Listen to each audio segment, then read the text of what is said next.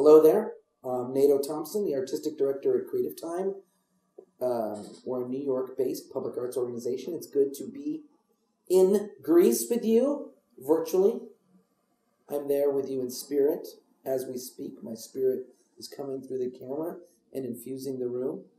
I am going to talk about the intersections of art and politics as it pertains to cultural programming. I have been at Creative Time for 10 years. And we have, for a long time, done public art commissions that work to some degree around the questions of art and social change. Some projects more than others, and we can get into that. We also host an annual summit, which is going on its 8th year, and it's a conversation, it's a bit of a platform for artists that work at the intersection of art and social justice to come together. So it's just, and even before I got to Creative Time, I worked at MassMoCA, which is a museum of contemporary art in Massachusetts, and I did projects around art and social justice. And so it's been something that's very much on my mind a lot. Now, I want to talk about a few specific projects. Since my time is brief, I'm going to be brief with the projects as well. And then I just also had a book come out that I want to kind of talk about, at least in terms of its implications for cultural work. So the first thing I'll talk about is when I first got to Creative Time, I did a project with the artist Paul Chan in New Orleans, 2 years after the Hurricane Katrina flood, and New Orleans was quite devastated, and Paul Chan conceived of the idea, which was quite unoriginal, and he said so much, was to basically take the same project that Susan Sontag had done in Yugoslavia and do it in New Orleans, which was to reproduce Samuel Beckett's play Waiting for Godot in the landscape of the Ninth Ward and a neighborhood called Gentilly. And that project was quite inspirational and informative because, as Paul Chan said during the process of that, we were going to organize that project Hezbollah style, as he put it, meaning he wanted to go door to door and talk to people about the concept and see what they thought and get feedback. And then the back story to this project would be community organizing.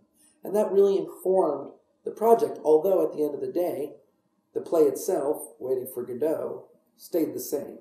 It was a play put on by the theater company, the Harlem Theater Company, starring a gentleman named Wendell Pierce, who was in the show The Wire and Treme.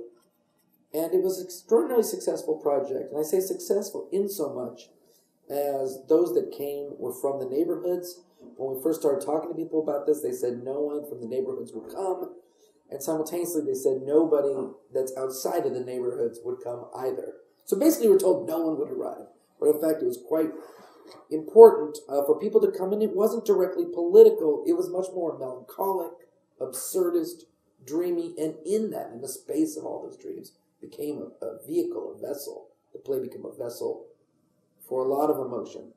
And as one of the folks we met in the community, Robert Greene, said, everyone in New Orleans is used to waiting, whether you're waiting for your insurance check, whether you're waiting for the bus to pick you up, whether you're waiting for a FEMA trailer, whether you're waiting.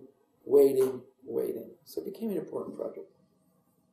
Another project we did in 2008 was at the election, oh my God, 8 years ago, of President Obama, and it was a show called Democracy in America.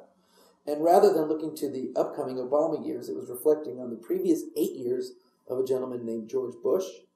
And the Democracy in America was an opportunity to think through the project of democracy. We had commissions all across the United States with the artist Sharon Hayes, with the artist Mark Tribe, with the artist Steve Powers, and a duo of artists Rodney McMillan and Olga Kumandaris.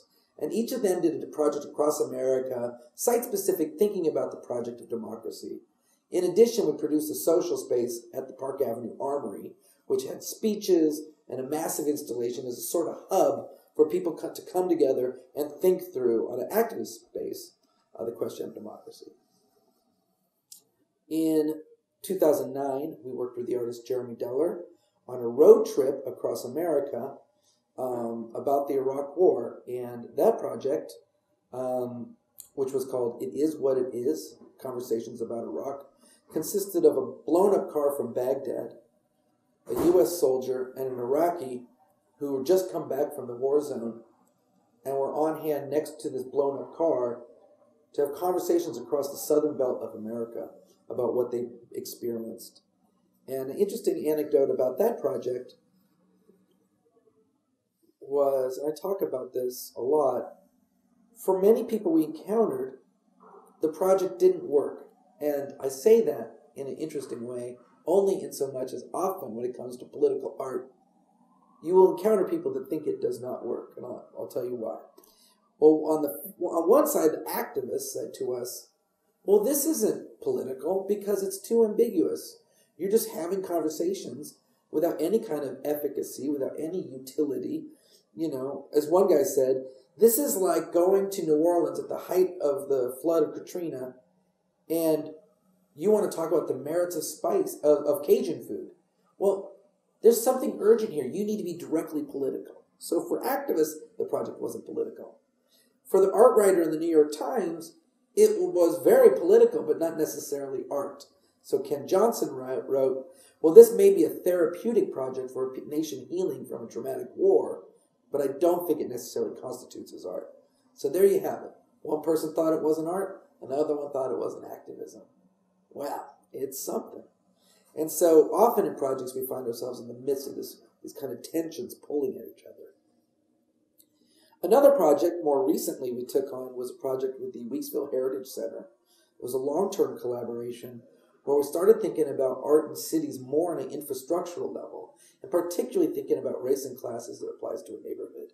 So this project collaborated with this house museum called Weeksville, which was dedicated and on the site of a historic, self-intentional black community from the early 19th century.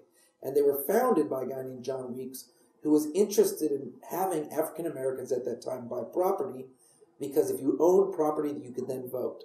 So this intentional community arose that then was lost to time, then rediscovered in the 1960s, and became a historic house museum, and they became our partner. And what the project was called Black Radical Brooklyn, Funk God, Jazz, and Medicine. And it was an opportunity to partner with self-organized black institutions with artists, where the money from projects would go to support their ongoing work in the community and to put those institutions into conversations with each other. So we worked with the artist Simone Lee with an institution called the Stuyvesant Mansion. We worked with the artist Zenobia Bailey with the Boys and Girls High School. We worked with the group Otobenga Jones and the Jazz Consortium.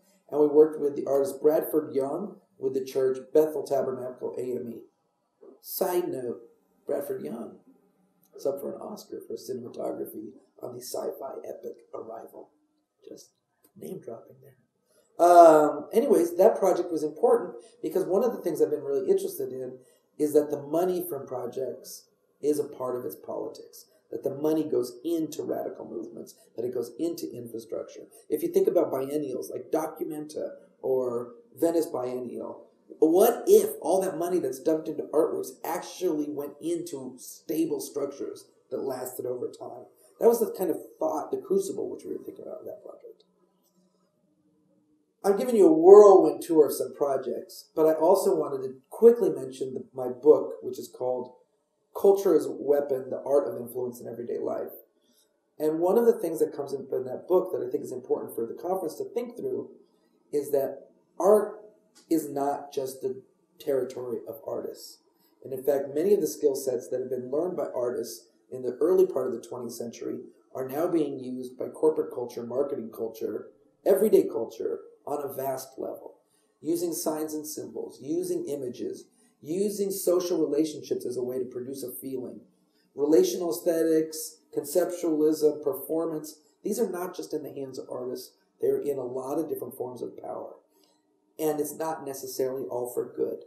And so we live in a very complex cultural landscape that we, as cultural producers, in order to be effective and political, need to also consider the ethical implications of that which we take on. Thank you so much for your time.